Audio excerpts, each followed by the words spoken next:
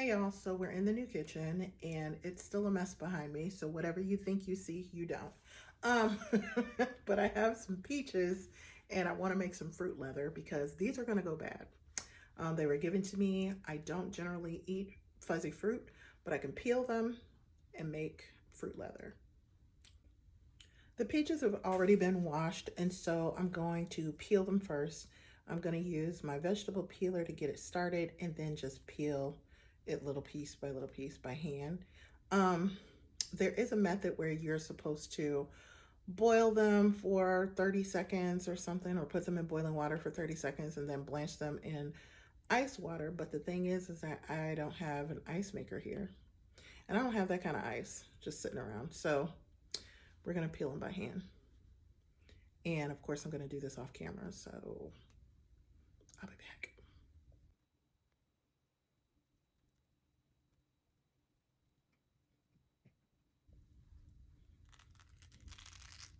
So we're going to cut around the pit like that because they're too ripe to actually pull apart. Like, you know how you like make a score it all the way around in half and then just pull it apart?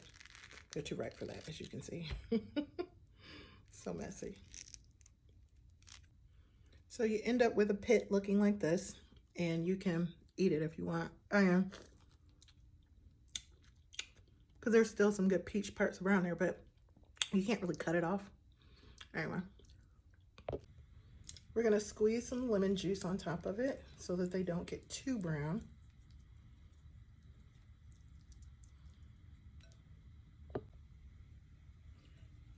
Gonna add the peaches into our blender. And my honey is stuck, so I'll have to use some different kind of honey. But the other things that I want to put in there is a little bit of cinnamon and some allspice.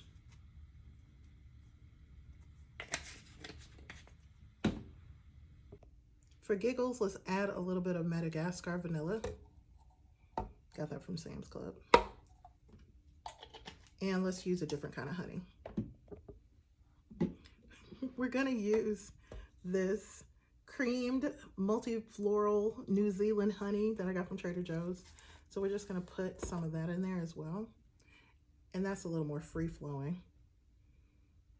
Since we put the lemon in there, it's probably gonna be a little tart. So let's make sure we get a nice serving of honey in there.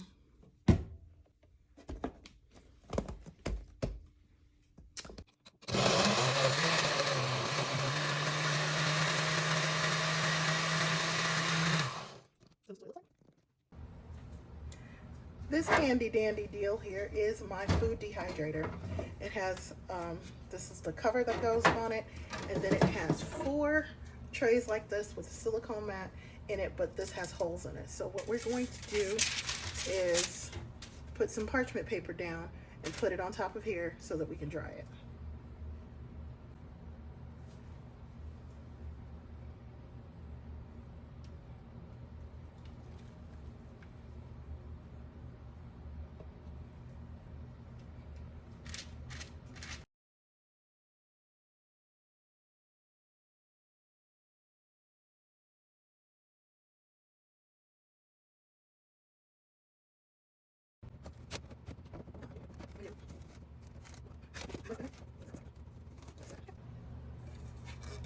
There was just a little bit left, so I can just eat this. It's not that sweet, but I'm believing that once the peaches start getting dehydrated, that they will sweeten up because they'll be more concentrated, right? Right?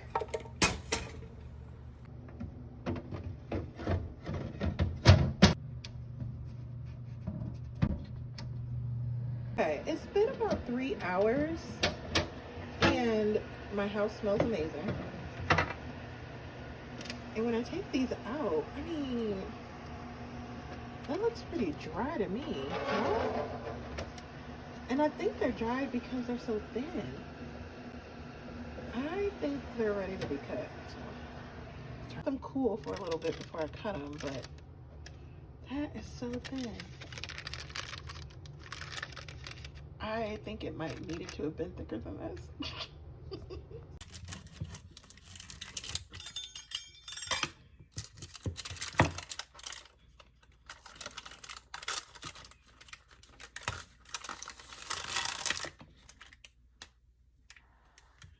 So that's what it looks like. It's very thin,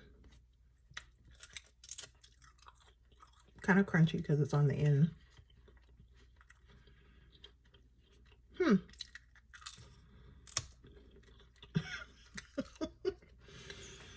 Now,